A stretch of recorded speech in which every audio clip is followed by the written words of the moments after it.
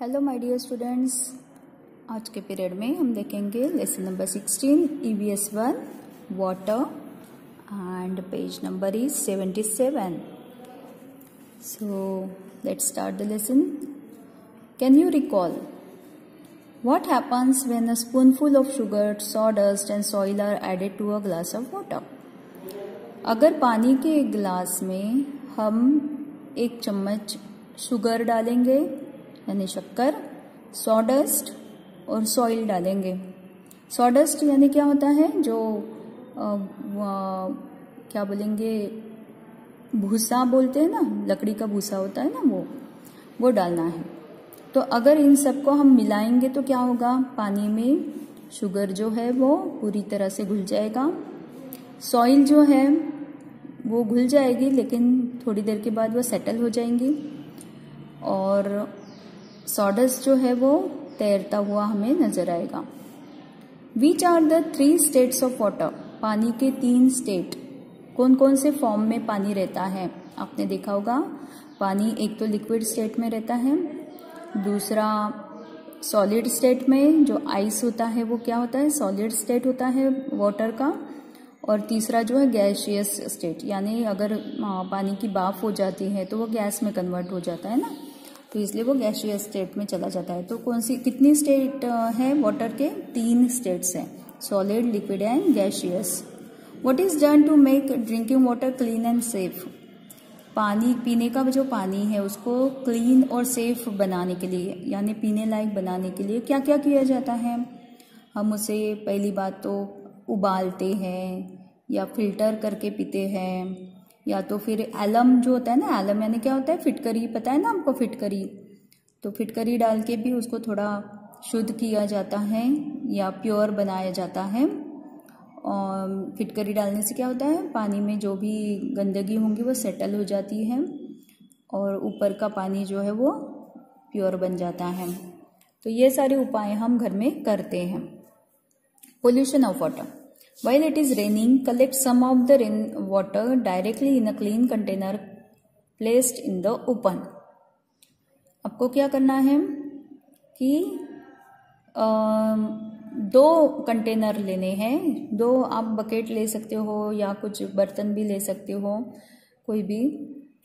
तो उसमें क्या करना है, बारिश का पानी कलेक्ट करना है. तो एक बर्तन में डायरेक्ट बारिश का पानी जो आता है वो डायरेक्ट उसमें गिरना चाहिए. Also collect some of the rain water that is flowing over the ground. और जो पानी बहता है, पानी गिरने के बाद जो बहता है वो पानी कलेक्ट करो, यानी ज़मीन पर गिरकर वो जो बहने वाला पानी होता है ना बारिश होने के बाद, वो वाला पानी एक इसमें आपको एक कंटेनर में कलेक्ट करना है. What difference do you see? What is the reason for that?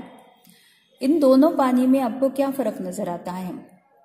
Obviously जो पानी डायरेक्ट गिर रहा है बर्तन में आसमान से, वो शुद्ध लगेगा, दिखेगा, प्योर दिखेगा और प्योर होता भी है. और जो दूसरा पानी है जो हमने ज़मीन से बहता हुआ पानी उठाया है, बर्तन में रखा है, वो गंदा होगा, उसमें बहुत सारी गंदगी होगी, वो प्योर नहीं होगा, वो पीने लायक भी नहीं होगा. So when other substances gate mixed with water it becomes impure. जब पानी में दूसरे कुछ सब्सटेंस मिक्स हो जाते हैं वो पानी पीने लायक नहीं होता है. Some of these substances float in the bottom. बहुत सारे सब्सटेंसेस ऐसे होते हैं जो पानी पर तैरते हैं. So the water looks unclean और मडी. इसलिए क्या होता है, पानी जो है वो अनक्लीन और मडी दिखता है, गंदा दिखता है ना. Some substances dissolve in the water and we can not see them. कुछ सब्सटेंस ऐसे होते हैं कि जो डिजॉल्व हो जाते, घुल जाते हैं पूरी तरह से पानी में और हम उसे देख नहीं पाते. If the substances that have got mixed with the water are harmful for the living things we say that the water has become polluted. जो सब्सटेंसेस मिक्स होने के बाद पानी पीने लायक नहीं रहता है, हार्मफुल हो जाता है और जिससे हमारी सेहत पर असर हो सकता है, ऐसा पानी जो होता है उसे बोलते हैं polluted water. Rivers lakes are source of water. Rivers और लेक से हमें पानी मिलता है. How does their water get polluted? River का और लेक का पानी पोल्यूटेड कैसे हो जाता है? क्योंकि फैक्ट्री या इंडस्ट्री का जो गंदा पानी होता है, केमिकल युक्त पानी होता है, वो नदी में छोड़ा जाता है और इसीलिए नदी का पानी जो है वो ख़राब हो जाता है। लोग भी नदी में कचरा डालते हैं, है ना, और गंदगी फैलाते हैं, पानी गंदा कर देते हैं, तो उससे वो पानी फिर पीने लायक नहीं रहता है। List the substances that are mixed in the waste water drain out of the kitchen and bathroom in your house. घर में जो पानी हम यूज़ करते हैं उसमें क्या क्या चीज़ें मिक्स हो जाती हैं। जैसे हम अगर कपड़े धोते हैं तो डिटर्जेंट उसमें मिक्स रहता है, बर्तन मांजते हैं तो उसमें भी डिटर्जेंट मिक्स रहता है, और उसमें खाने की चीज़ें भी रहती हैं, है ना, जूठा रहता है, और बहुत सारी चीज़ें ऐसी होती हैं जो उसमें मिक्स हो जाती हैं। तो now next page, disposal of waste water. The waste water of a city or town is collected and let into a water body at a convenient location. अब देखो, जो किसी भी टाउन का या सिटी का गंदा पानी जो निकलता है वो कहीं ना कहीं एक वाटर बॉडी में कलेक्ट किया जाता है। एक अलग एक लोकेशन होता है, उस लोकेशन पे ऐसे टैंक बनाए जाते हैं जहाँ पे वो गंदा पानी कलेक्ट हो सके।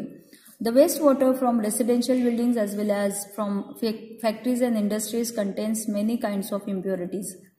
तो इस तरह का घर से निकलने वाला पानी भी, गंदा जो पानी निकलता है ड्रेनेज से जो बाहर निकलता है, इंडस्ट्री और फैक्ट्रीज में यूज़ किया हुआ पानी जो है वो सब गंदा होता है, उसमें केमिकल्स मिक्स होते हैं, इम्प्योरिटीज मिक्स होती हैं।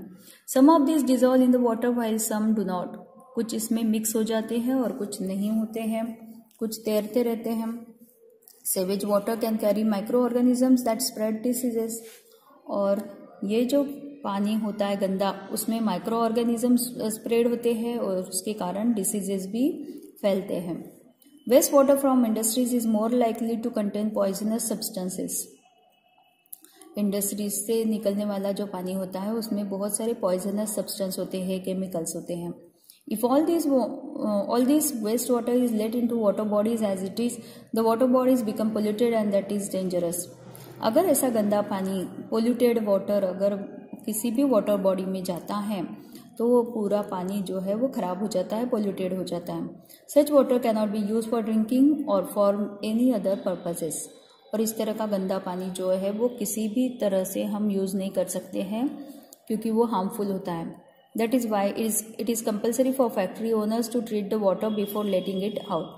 और इसीलिए फैक्ट्री ओनर को ये कंपलसरी किया जाता है कि फैक्ट्री का जो भी पानी निकलेगा, गंदा पानी जो है, उसको प्योर करके ही फिर वाटर बॉडीज में छोड़ना है। Similarly sewage and other wastage of water of towns and cities is processed by for purification before letting it into a water body. This helps to prevent pollution of water. और इस तरह से किसी भी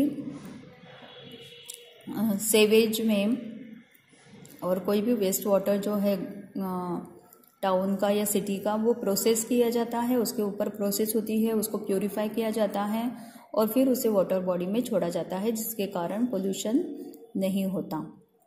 flowing water of rivers get purified to some extent by natural processes also. कुछ natural process भी होती है जिससे फ्लोइंग वाटर जो है, नदी का जो बहता पानी है, वो प्योरीफाई हो जाता है। Before water is supplied to a town और सिटी इट इज़ प्योरीफाइड। किसी भी शहर में या टाउन में पानी का सप्लाई होने से पहले उसको प्योर किया जाता है, उसको प्योरीफाई किया जाता है।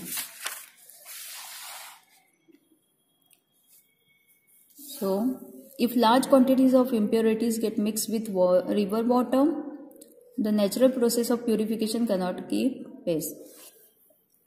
बहुत ज़्यादा क्वांटिटी में अगर इम्प्योरिटीज़ मिक्स हो जाती हैं नदी के पानी में, तो नेचुरल प्रोसेस से वो पानी प्योर नहीं हो सकता है क्योंकि उसमें बहुत ज़्यादा ही पोल्यूशन फैला है। The proportion of oxygen dissolve in the water is reduce. और ऑक्सीजन की जो मात्रा होनी चाहिए पानी में वो कम हो जाती है। And this is a threat to the aquatic living things. और पानी में रहने वाले जो भी वाटर एनिमल्स जो भी होंगे, जैसे मछली है, क्रोकोडाइल है, स्नेक्स है, और भी कुछ रहते हैं जो पानी में रहते, मतलब कुछ जानवर ऐसे रहते हैं जो पानी